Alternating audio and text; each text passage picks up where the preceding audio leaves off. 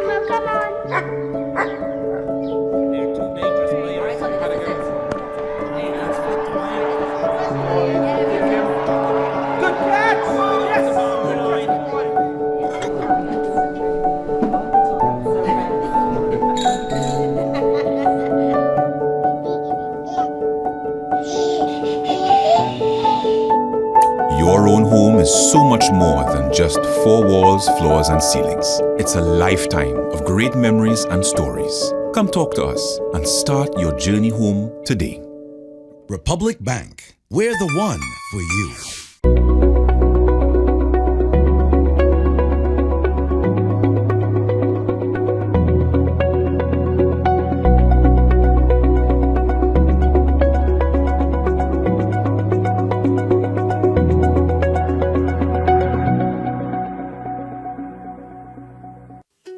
Are you looking for the best high school education at affordable fees?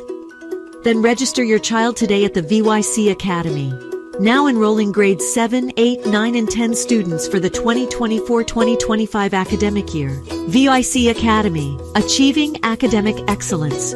For more information, call us on 227-1013 or WhatsApp us at 649-1300.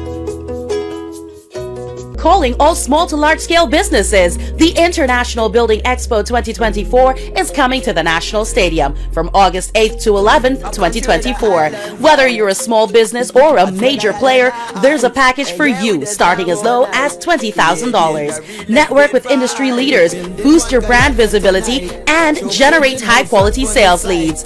Register now at www.buildingexpo.gy. That's www.buildingexpo.gy. Or call 592-635-1103 or 592-635-1104. Oh no, welcome to Building Expo. Yeah. Jam, hello we jam and jam up. Hello we jam, hello we jam and jam up. Beat it like a fan.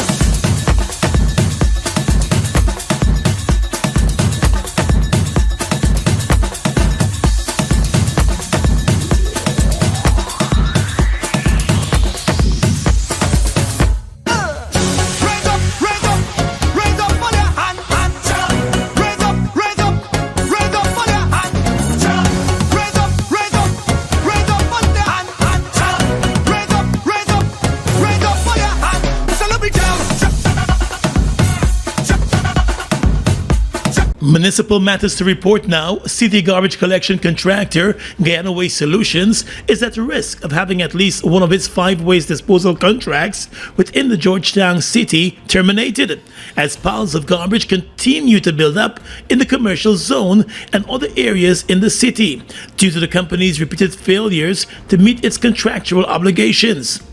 GWS, which is on the contract to uplift garbage in 5 of the 15 constituencies in the city of Georgetown, including the commercial zone, has been facing a number of challenges, from technical problems with its fleet of trucks to shortage of workers.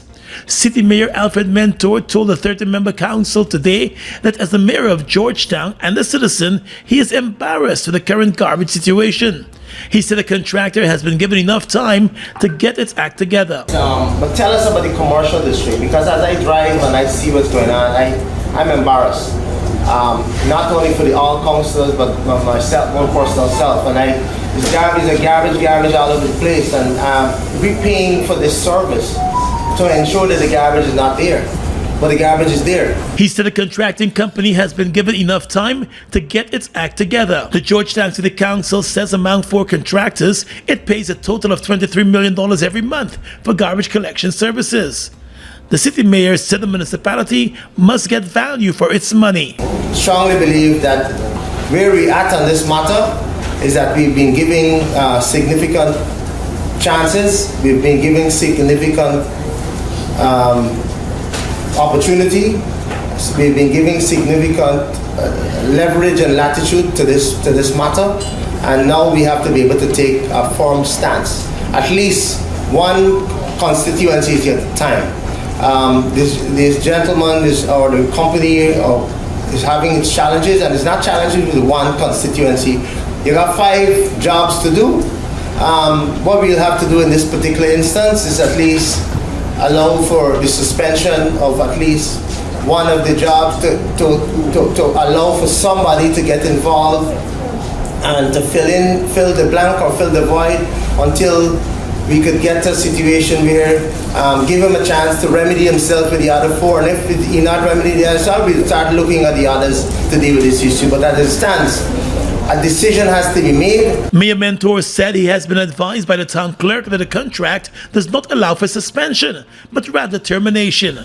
As a result, the city council has agreed to have an emergency meeting with the contractor on the issue. Opposition political parties, the People's National Congress Reform and the Alliance for Change, are calling for an investigation to be conducted into the $397 million Porima Airstrip project in Region 7. The newly built airstrip was completed just over 3 months ago, but there have been a number of incidents of airplanes becoming stuck in the bitumen surface. The Ministry of Public Works was made aware of the situation and was forced to call the contractors back out to get the problems rectified. However, the complaints are still continuing. Leader of the Alliance for Change, Nigel Hughes, raised the issue on Friday and said legal action should be taken against the contractor for failing to deliver an airstrip that is safe for use. It's very unfortunate. After spending $400 million on the airstrip at Parima, one plane came in, it's stuck on the runway, and the airstrip has been closed since. I have here, for your benefit, photographs of the wheel of a plane stuck in the runway. Here's a photograph of the actual state of the runway. And here is another photograph of the actual state of the runway. This is after $400 million. Nothing can land at that runway. It is dangerous. The consequence of that for all of the good people of Parima is that they can no longer travel out from Parima directly to Georgetown. They now have to go down the river, Mazaruni, to areas where they can get cheaper transportation. Mr. Hughes said the government should immediately take steps to address the impact on the residents in the community. And in a separate statement, the People's National Congress Reform said the situation is disgraceful, noting that a proper functioning airstrip should have been in place following the completion of the almost $400 million contract. The party said the design and construction process for civil projects should incorporate checks and balances, quality assurance, and quality control. The party said a review is critical to the safety of Guyanese using newly constructed roads, bridges, and airports. Construction, the party said, should be closely monitored and supervised by competent professionals.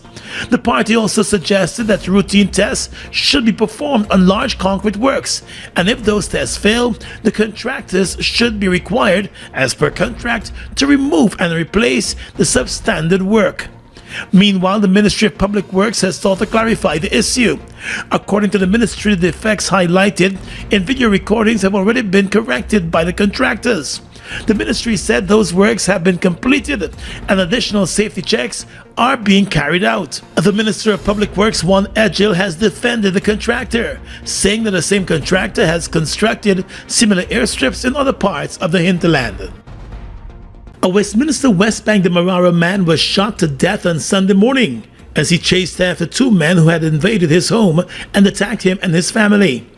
Family members identified the dead man as Kenneth Jai Ramkishan, who worked as a building contractor. According to family members, just after 3 o'clock yesterday morning, two armed men gained access to their home through a window at the back of the house and attacked the man and his wife in their bed.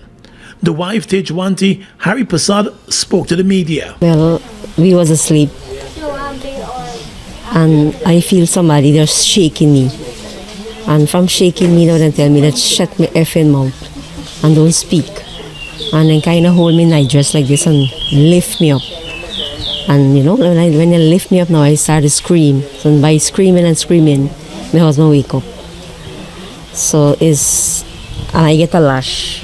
But I don't know, I didn't know that I get a lash. The grieving wife said she was left confused and started to scream for her son.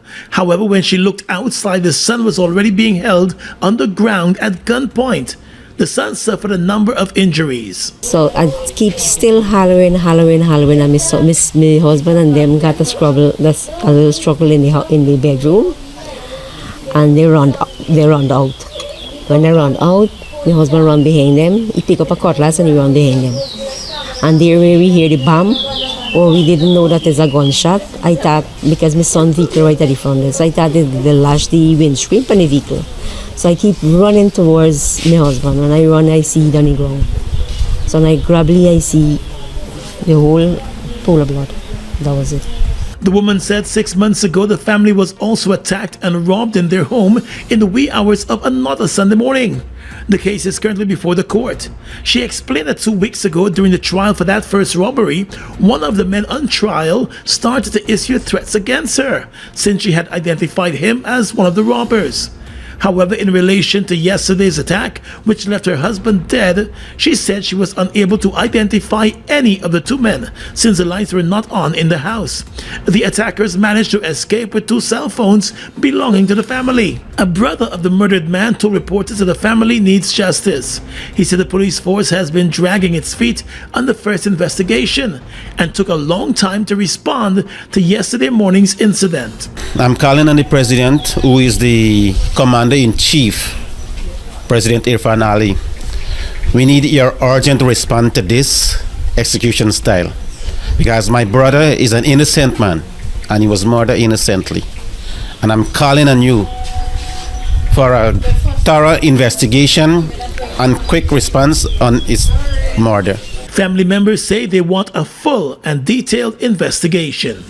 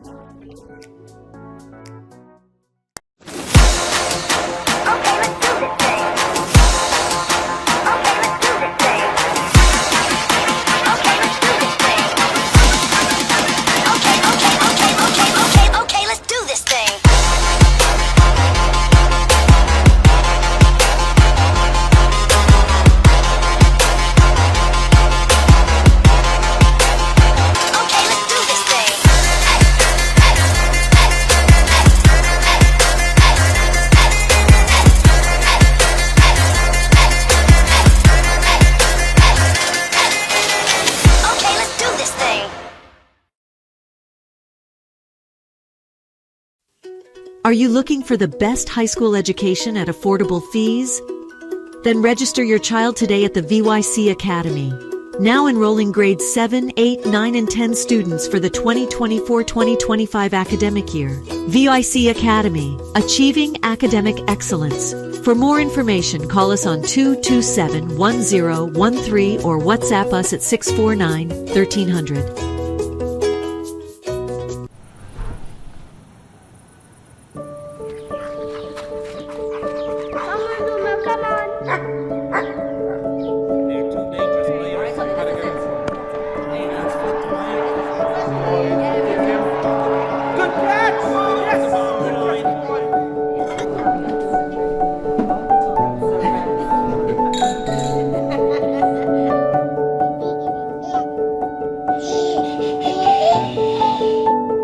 Your own home is so much more than just 4 walls, floors, and ceilings. It's a lifetime of great memories and stories. Come talk to us and start your journey home today. Republic Bank, we're the one for you. Monster, bust the flavors. We're full of flavors. Bust the flavors, that my crave for. We're full of flavors. Tell your neighbors about the bust the flavors. Grab a bust the flavors. Yeah, thirst buster, grab a buster. Bust the flavor, taste the savor. Buster, bust the flavors. Buster, bust the flavors.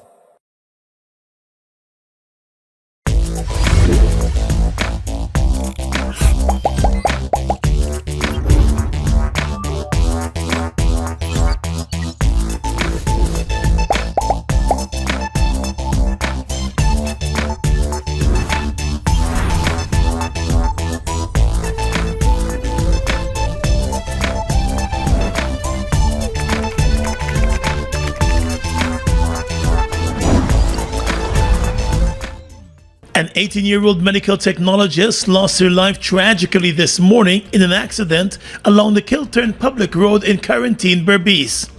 The young woman, Bibi Aliyah Ali, was a passenger in the car that was being driven by her 24-year-old husband, Niraz Sugdiyo.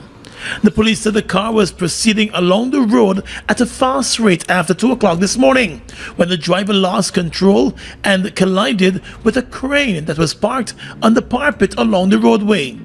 As a result of the impact of the crash, the 18-year-old woman was flung from the vehicle into a nearby canal, while the husband was left with several injuries in an unconscious state. The wife suffered multiple injuries to her body and died on the spot. The 24-year-old man was taken to the Anamaya Memorial Hospital where he was admitted with multiple injuries. He remains in a serious condition tonight. The two were returning home after attending an event in a nearby village. The Guyana Police Force is continuing its investigations tonight into the murder of 49-year-old Sherwin Hamilton of Sierra Joanna on the east bank of the Marara. Hamilton was shot dead on Saturday morning at around 3 o'clock in front of the Boathouse Sports Bar at Land of Canaan. The security guard at the boathouse told investigators that at around 2:30 on Saturday morning, while he was performing his duties, Hamilton got into a heated exchange of words in the bar with another man. The other man, who appeared to be the aggressor, was asked to leave the bar. The guard said as persons started to leave the bar at around 3 o'clock in the morning, Hamilton was confronted on the outside by the same man he had the argument with inside the club. Another man also joined in with the arguments. Hamilton was shot to the left thigh, and the two men escaped the scene on a motorcycle. The 49-year-old man fell to the ground, and efforts were made by a nurse on the scene to stop the bleeding as emergency services were summoned. He was eventually picked up by his wife, Amanda Passad, and taken to the Diamond Hospital, where he was pronounced dead on arrival. Investigators processed the area, and the 9mm spent shell was found about 20 feet away from the western entrance of the bar. The police are looking for the suspects this evening. Turning now to the oil and gas sector, ExxonMobil Guyana has applied to the Environmental Protection Agency for an environmental authorization to undertake its 7th project offshore Guyana at the Hammerhead location. The proposed Hammerhead project will be implemented in multiple stages, which include drillings and completions, mobilizations and installation of subsea equipment, and installation of facilities for the floating production, storage, and offloading vessels. Already, the company has 3 producing platforms offshore Guyana, and 3 more are under construction as it looks to ramp up oil production to meet the planned 1.3 million barrels of oil per day. According to a notice from the EPA, the proposed project will be undertaken largely in the marine offshore environment and will therefore require land-based activities for support activities at marine shore bases. As a result, the EPA stated the intended developmental activities have the potential to cause possible risks to the environment, including impacts to marine water quality, air quality, marine fauna, socioeconomic resources, among others. The EPA said, in keeping with the Environmental Protection Act, it has determined that the project may significantly affect the environment and so will require an environmental impact assessment before any decision can be made about its approval or rejection. With the EPA noting the potential impact of the project, it has started public consultations on the project. Members of the public have 28 days to make written submissions to the agency, setting out the questions and matters which they require to be answered or considered in the environmental impact assessment. A number of public sessions are also taking place. 3 months ago, ExxonMobil said it had made a final investment decision for the Whiptail development offshore Guyana after receiving the required government and regulatory approvals. Whiptail is Exxon's 6th project on the Stabroek Block and is expected to come on stream in 2027. Hey Guyana, are you ready for an African explosion of culture as the African Culture and Development Association ACDA hosts Emancipation Festival 2024, featuring premier cultural acts from top Guyanese groups, South America, the Caribbean, and around the world. Come, let's celebrate the culture of our forefathers with African food, history, fashion, innovation at Guyana's biggest cultural festival. August 1st in the National Park. Gates open at 10 a.m. See you there. Around day, we all pull together. Calling all small to large scale businesses. The International Building Expo 2024 is coming to the National Stadium from August 8th to 11th, 2024. Whether you're a small business or a major player, there's a package for you starting as low as $20,000. Network with industry leaders, boost your brand visibility, and generate high quality sales leads. Register now at www.buildingexpo.gy. That's www.buildingexpo.gy. Or call 592-635-1103 or 592-635-1104. Oh no, welcome to Building Expo. Oh, yeah. Oh.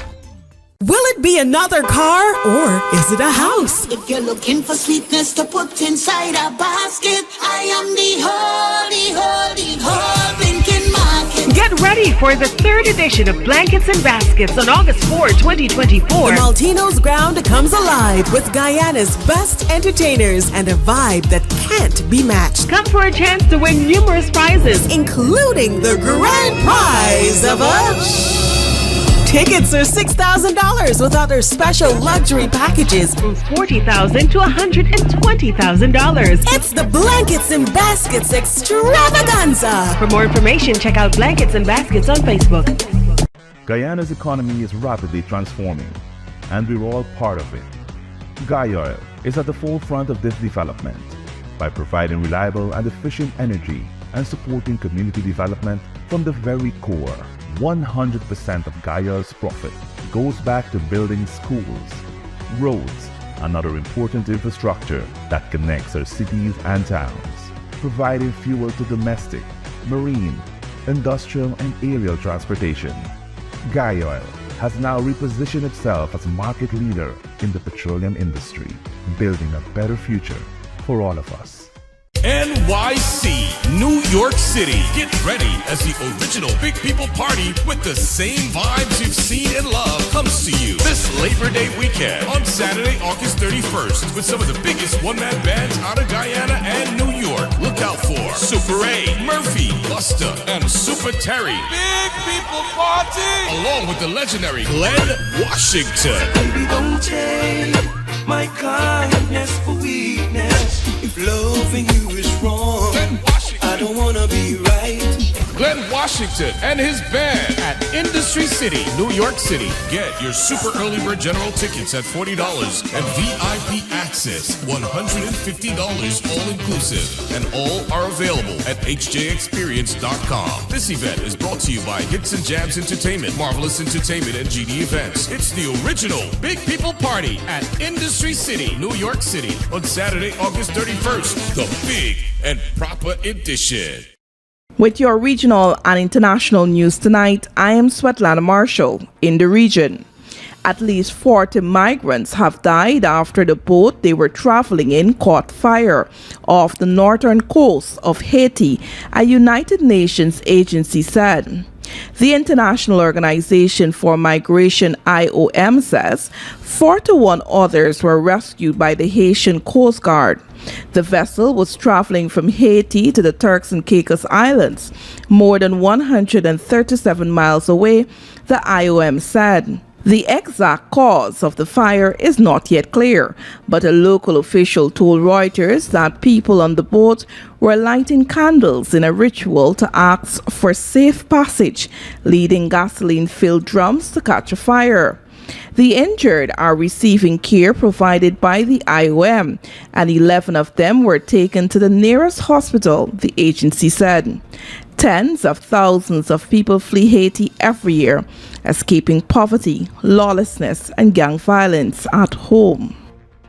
The U.S. envoy to the United Nations traveled to Haiti earlier today, said U.S. officials, a month after the first contingent of Kenyan police arrived in the Caribbean country as part of an international security mission aimed at tackling gang violence. Ambassador Linda Thomas-Greenfield will make two major announcements during the trip in support of efforts to address the security and humanitarian emergency, said a senior administration official. Gang wars have displaced more than 578,000 Haitians, while nearly 5 million are facing acute hunger, nearly half of Haiti's population of 11.7 million, with 1.6 million of those people at risk of starvation, says the United Nations. Armed gangs, which now control most of the capital Port-au-Prince, have formed a broad alliance while carrying out widespread killings, ransom, kidnappings, and sexual violence. The United Nations has said that between January and August 2023, rape cases increased by 49% compared with the same period in 2022. Some 200 Kenyan police arrived in Haiti late last month as part of a a long-delayed multinational security support mission to help national police fight the armed gangs. The full force is set to number over 2,500, but it remains unclear when these could arrive, and funding has lagged far behind requirements. U.S. Vice President Kamala Harris was moving swiftly on Monday to try to lock up the Democratic presidential nomination, the day after President Joe Biden, 8-1, abandoned his re-election bid in the face of growing opposition by his own party. Harris, 59, was due to speak at the White House today, her first public remarks since she entered the race on Sunday. Campaign officials and allies have already made hundreds of calls on her behalf, urging delegates to next month's Democratic Party convention to join in nominating her for president in the November 5 election against Republican Donald Trump. The governor of Michigan, seen as a possible rival for the Democratic nomination after Biden's exit, endorsed Harris on Monday in a post on X, saying the vice president had her full support. Several other potential Democratic challengers, including California Governor Gavin Newsom, have backed Harris's bid. Biden's departure was the latest shock to a White House race that included the near assassination of former President Trump by a gunman during a campaign stop, and the nomination of Trump's fellow hardliner, U.S. Senator J.D. Vance, as his running mate. And that's your News Source Evening Bulletin for tonight. I'm Svetlana Marshall reporting and encouraging you to stay safe.